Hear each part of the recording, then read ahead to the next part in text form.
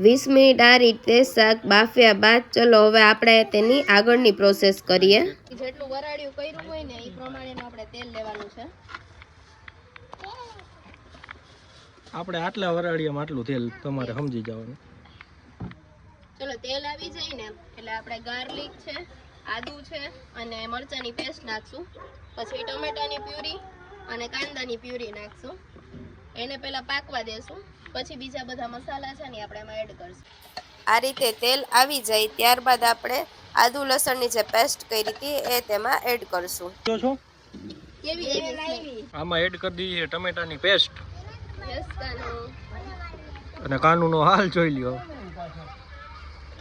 બધી તૈયારી કરે છે। ભાભી નહોતા ને એટલે આ ધુમાડો ના નથી। ઓહો એવું છે એ બેઠા તો આમ ભયો જાતા હતો। લાસ્ટ શું એડ કર્યું? લાસ્ટ આપણે જે મસાલો વધ્યો હતો ને ભર્યું હતું એનો એ મસાલો એડ કર્યો છે। બધા મસાલા સરખી રીતે ઉકળી જાય ત્યારબાદ આપણે જે બાફેલું શાક હતું એ તેમાં આપણે એડ કરશું અને એમાં થોડુંક પાણી પણ એડ કરી દઈએ। કસ્તુરી મેથી તમે એડ કરી દીધી।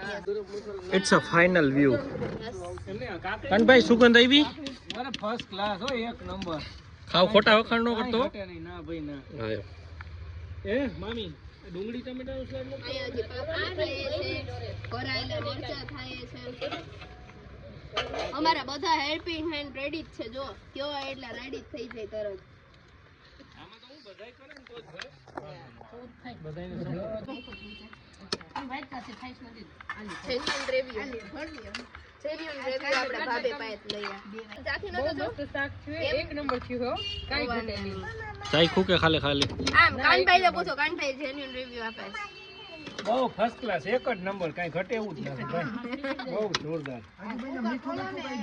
પ્રતિકભાઈ આ બાજુમાં થોડાક શર્મા છે પણ એને આપણને કહી દીધું ઓકે।